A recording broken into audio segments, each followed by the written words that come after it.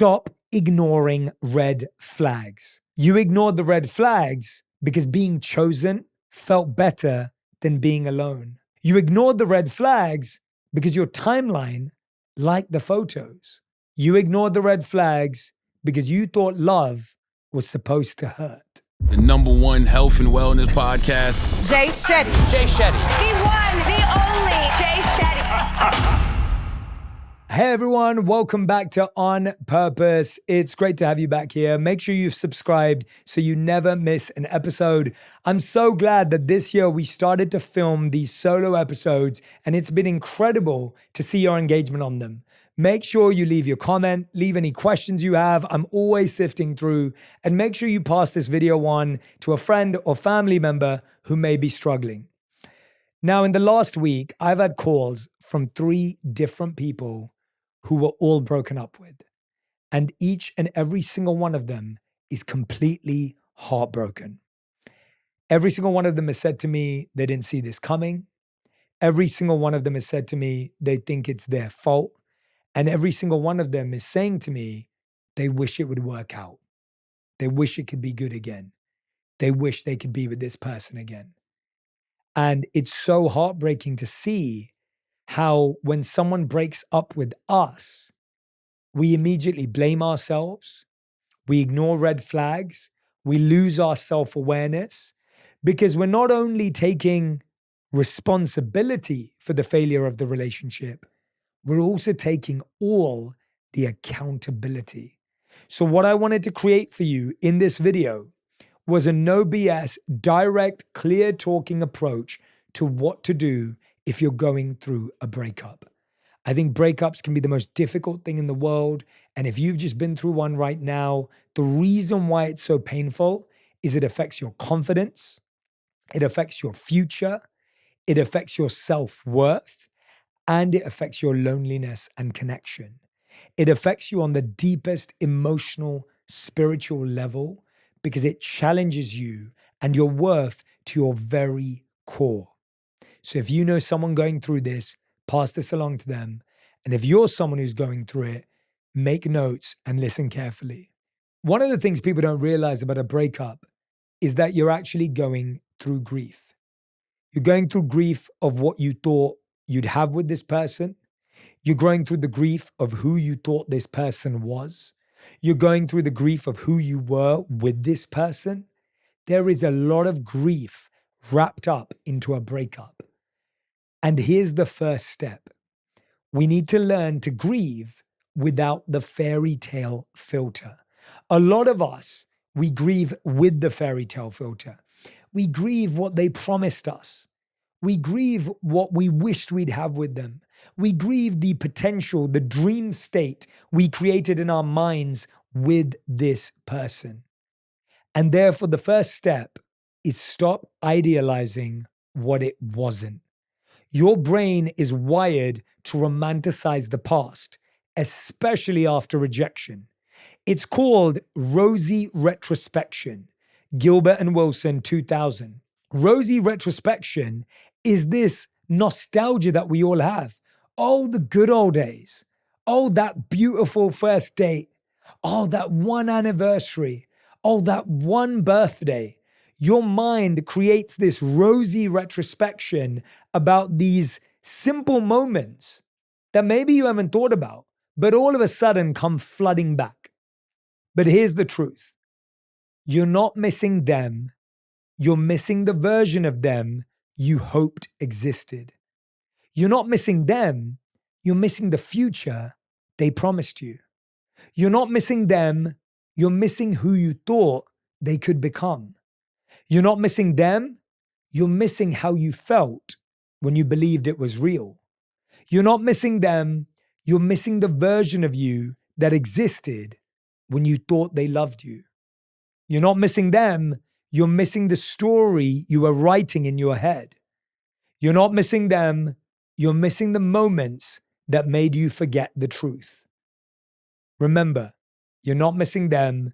You're missing the comfort of certainty even if it was fake. You're not missing them, you're missing the illusion that they were right for you. And this is so painful to acknowledge, which is why we push it off. It's why we avoid it. We never want to accept that we have been sold a promise world. The majority of people that I've spoken to that were broken up with were more in love with the promise the person gave them than the reality they experienced. They were more in love with the dream that they wished for than the reality they experienced. They were more inspired by the potential of that person than the reality of that person. We all focus on the promise, the dream, and the potential more than the reality, the clarity, and the truth. We have to come back down to earth. The quicker you can be honest with yourself, the quicker you can heal. I'm not saying speed is important, but if you're someone who wants to move forward, it will take that approach. Here's what I want you to do. Write down what actually happened, what they actually did, and what they didn't do as well. See it clearly, no edits, no fantasy, just facts. Clarity is closure you give yourself. And you can only do that with facts, not fantasy. Most people, when I ask them, how was the relationship? They'll say, we were going to move in together. We were going to get a dog together. You know what? We were going to, get married. Like that's what and I was like, yes, but what was the relationship like? Notice the difference, right? That's not the relationship. That's what you hoped was going to happen in the future. Well, what was the relationship like? Well, we pretty much argued every couple of weeks. I always felt distant. Over the last few months, I kind of just felt like we weren't connecting. Oh, so that's what the relationship was like. So you don't miss that because that sounds uncomfortable. The three most important things in a romantic relationship are this: to feel safe, to feel seen, and to feel supported. If you don't feel safe, you don't have a foundation. When you walk into a building, when you walk into a home, when you're even walking down a street, the first thing you think about is safety. You don't want to hurt yourself. When you enter a new relationship, ask yourself, does this person make me feel safe? Do I feel that they're reliable? Do I feel like they make me feel safe, secure? The second is, do they make me feel seen? Are they present? Are they listening? Are they curious about me? Do I feel seen when I'm with them for who I am? Or do I feel forced to project another version of myself? And the third is, do I feel supported? Do I feel supported in my goals? Do I feel supported in my search? And am I willing to do all three for them? When I speak to people going through a breakup and I ask them what their relationship was really like, more often than not, most people feel 2 out of the 3 were not happening. People didn't feel safe and they didn't feel seen, even if they felt supported. They didn't feel seen or supported, even though they say they feel safe. Look at the facts, not the fiction. Focus on the facts, not the fantasy. Step number 2 is interrupt the obsession loop. When you speak to someone who's gone through a breakup, they need to talk about the same thing multiple times. That's normal, by the way. That's how our mind processes. Sometimes we need to say the same thing in the same way, and someone else is thinking, what is going on here? But our brain is almost washing it, right? Think about it like a washing machine. A piece of clothing doesn't just go in the washing machine once and come out clean. The washing machine has to roll again and again and again and tumble again and again and again to get the dirt out. That's kind of how our brain works. That's how our mind functions. We have to continue to wash a thought to rinse it of the dirt and for it to be clean. So if you're repeating your thoughts again and again and again out loud, I promise you, you haven't gone crazy. I promise you, you haven't gone mad. It is the cleansing, detoxing process. But at some point, we have to interrupt the obsession loop. Because what happens, just as with an item of clothing, after 40 minutes, it has to come out of the washing machine. If it stays in there for another round, it may get stuck in there. It may start to lose the quality of the material. It may start to stretch, right? It's not ideal for it to stay in that process. So there is a moment where we have to interrupt that obsession loop. How do you know to do that? It's not a timing. You can't say that's going to happen in 1 month.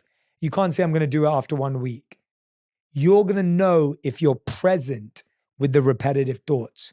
At one point, you're going to say, I need to move on. If you've practiced number 1, you'll know when to do number 2. Remember, you're not weak for not moving on. You're chemically hooked. Breakups trigger the same brain regions as drug withdrawal. Every time you stalk their feed, replay a memory, or wonder what you did wrong, you strengthen the loop. Stop looking at your ex's social media. They're not your future. Stop checking who they're with. It won't help you heal. Stop watching their stories like they'll suddenly make sense. Stop searching for signs they miss you. They don't post about their grief. Stop waiting for closure from someone who walked away without it. And stop decoding their captions, even if you think they're written for you. Stop giving your peace to someone who already chose to lose it. And stop stalking their life like they're still in yours. Break the cycle. Block, mute, delete.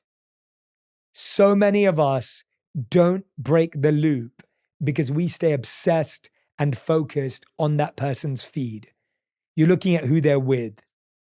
You might even see them with someone. And all of a sudden your mind goes crazy. Maybe they're dating. Maybe they're with someone else. Maybe they moved on quickly. And all of a sudden you're messaging your friends going, did you see this? Can you find out for me? What are you doing? You're strengthening the obsession loop. Now you're creating new stories, right? Now you're creating new pain for yourself because you're exacerbating the problem. You're now getting involved in future pain because you're involved in future stories that you're not a part of. Up until now, you were just dealing with what you went through with them. Now they're still in your life, even though they're not, which means they can cause you even more pain from afar because you can never check anything with them. You'll never know how they felt or what they were going through. Remove triggers, playlists, photos, even scents. All of the scents, their clothing, the photos, the places you hung out have to be off bounds. Because what happens is we have a chemical connection to all of those things. There's a mental, emotional memory in all of those places, which keeps us stuck in the obsession loop. We have to learn to change our chemical connection. So what we're going to do is we're going to replace that rumination with a new routine. Moving your body, engaging your mind in new ways changes the chemicals. Don't wait to feel better. Break the loop to get better. We're waiting to feel better. We're waiting for them to make us feel better. We're waiting for our friends to make us feel better. But the only thing that can get you better is breaking the obsession loop. Step number 3 is kill the narrative that it was all your fault. When there's no closure, the brain creates one, and it usually turns against you. It's called negativity bias. Your mind will fill in the blanks with worst case self-blame. The biggest mistake you'll make after a breakup is you'll blame everything on yourself. You keep replaying the moments you wish you said something different. You keep thinking about all the things you got wrong and they got right. You keep thinking about all the moments you didn't show up and they did. All you can do is obsess over every time you said something wrong and they said something right. The biggest mistake you'll make is you'll keep replaying every time you could have done something differently and they acted perfectly. That is a mistake because you're not giving yourself grace and you're taking accountability and responsibility for something that existed between two people but you're making it all about you. Don't make something you shared all about you. Unless you're willing to also look at their challenges, their flaws, and their mistakes, don't get lost amplifying yours. Because here's the truth. Relationships don't end because of one thing. They end because of many things. Mismatched timing, misaligned values, misaligned character. This is how to process a breakup. Write this down and say it until it sticks. I can take responsibility without taking all the blame. Because here's what I realize. When I really start to talk to people and coach people, they start to share all the red flags. They start to notice all the mistakes of the other person. They start to notice how their intuition knew. People always ask me, how do I learn to trust other people? The truth is, learn to trust yourself. You'll never know whether you can trust someone or not, but if you trust yourself, you'll know when to stay and when to leave, because you'll know what behavior you'll allow and what behavior you won't. The challenge is, and you know this, you ignored the red flags because you didn't want to start over. Stop ignoring red flags. You ignored the red flags because being chosen felt better than being alone. You ignored the red flags because they said all the right things, just never did them. You ignored the red flags because your timeline liked the photos. You ignored the red flags because they had potential and you fell in love with that. You ignored the red flags because they apologized just enough. You ignored the red flags because you were afraid this might be your only shot. You ignored the red flags because you thought love was supposed to hurt. All of us ignore red flags because we're trying to trust the other person, not realizing we should focus on trusting ourselves. Step number 4, close the loop with your own ritual. Waiting for them to give you peace is giving away your power. Waiting for them to give you closure is leaving you unclear. Waiting for them to fix you is leaving you broken. Waiting for them to help you is leaving you unhealed. Create a closure ritual, something symbolic that tells your nervous system, this chapter ends here. And you can write them a letter. Don't send it and burn it. You can bury a photo, delete the last message thread, then go for a walk with no phone. Closure isn't given, it's created. They won't give you closure. You have to give that to yourself. They won't rebuild your confidence. You have to do that from the ground up. They won't explain why they changed. You have to stop needing the answer. They won't make you whole because you were never incomplete in the first place. They won't own the mess they made. You just have to stop standing in it. They won't meet you where you are. You just have to keep walking.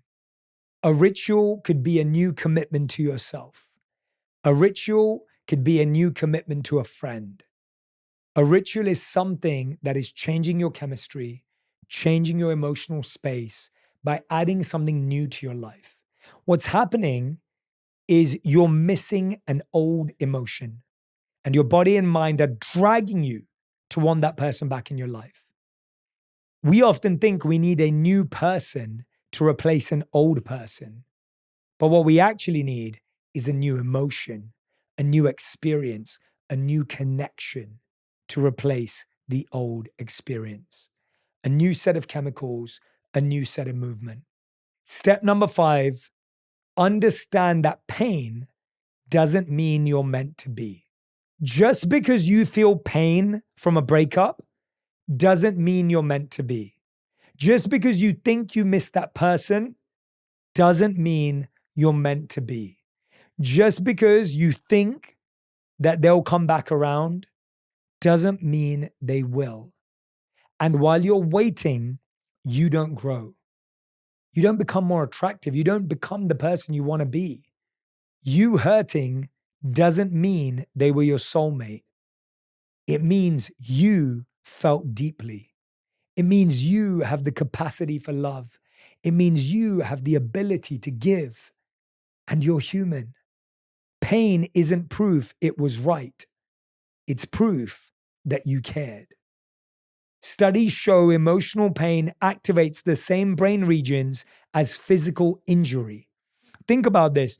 I read one study that said that when you feel left out of the group chat, it feels like you broke your leg, right? There's a physical pain felt from an emotional discomfort.